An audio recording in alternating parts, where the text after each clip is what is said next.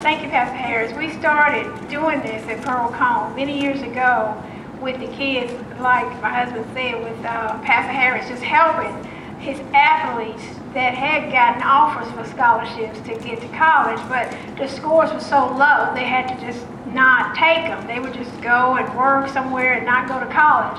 So when he saw that they were getting to graduate and getting the scores after we would sit with them at the church and various places, about 20 or 30 boys, we said, well, okay, we'll keep doing this. So we got our 501c3 status in 2005, and Coach retired from coaching here at Pearl Cone, and so the kids were like, what are we going to do? So Pastor Harris said, you can still come to our church. So we ended up with about 28 schools being represented, and about 150 kids showed up. And we feed them full breakfast, and we do 4 Saturdays every ACT test, and we prep them. We put them in test-taking conditions. We bring the teachers in, we bring administrators in, we bring retired teachers, anybody that want to volunteer, the parents assist, and then we basically practice and teach them and help them in areas that they're weak. We have a hot Thursday once a month, and everybody thinks it's a real a big night because hot for a teenager is hot.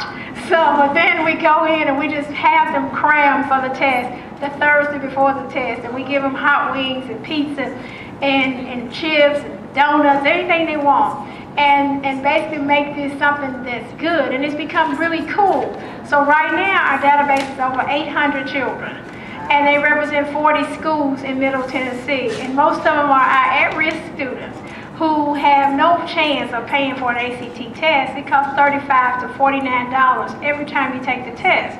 So Metro says, wait till you're a senior, and we have kids coming to us. We had 208 seniors here today, and they make 12s and 14s when the colleges require you to have 21s. So they're so far away, they think, from getting to their score, and we just work with them. And we work with them as many weeks as we can. We pay for their tests, we pay for the teachers' salaries, we pay to feed them breakfast on the Saturday mornings. We have coaches well known now for the donuts. So I said the way they fight for the donuts, we could probably raise a lot of money if we start charging for donuts. But we had, we give them the materials free, we give them everything. We have started because, you know, kids take ownership if you make them put a little something in the pot. So we have raised our fees from $10 pastor to $20. So they pay $20 a year if they can, but we turn no children away. But our budget is about $200,000 for that many children, and we write grants and seek funding from all sources. So I was just telling my husband last night, I said, whew, we're in trouble. Because we expected only 200 kids, and we had 400 to show up.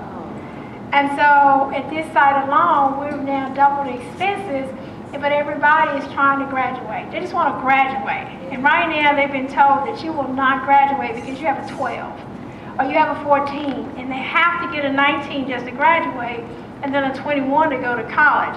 Many, many athletes are involved in the program, but there's many, many, many kids that are not athletes, and everybody just has a hope and a dream to make it out of the inner city.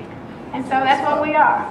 The young man to Maplewood. Yes, that's James Stone. Yeah. And James Stone is instrumental, I mean, just a wonderful individual. He came to the program in the 9th grade at Maplewood. His parents, his father wasn't in his life, and his mother died, and he was 12 years old.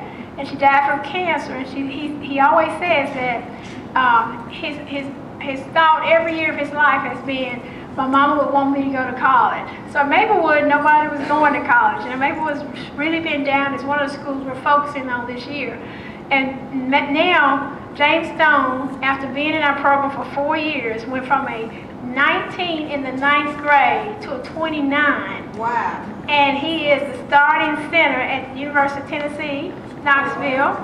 And he is a student. And he said the other day, somebody asked him, they said, well, what is your motivation? And he says, I just see my mama's face and hear her say, I just want you to go to college. I just want you to be something. And he has come every time he is off. They have an off game day. He is here to help us. And we went to Knoxville. Everywhere you go, our inner city kids, especially going to public schools are having problems. You know, their surroundings are really the key to a lot of them not making it, and the teachers seem like they're not as focused, you know, on them getting ahead, because a lot of them have given up on them. So we went to Knoxville and had heard that there was the same problem. And I called my son and I said, Buck, I said, is there anybody that can come and speak to these principals about info motion? And James Stone came over from off the field, and Eric Gordon, which was one of the #1 football players, and they came over and they talked. I mean, no script or anything. They just told the principals in Knoxville about the program and how it helped them. And I was just so proud of them, because they could have just not answered the phone. They didn't have to come over. They had on their football clothes, their practice clothes, and everybody was so impressed because 2 Vols, Tennessee Vols, had come over and they had never seen them in the neighborhood in Knoxville.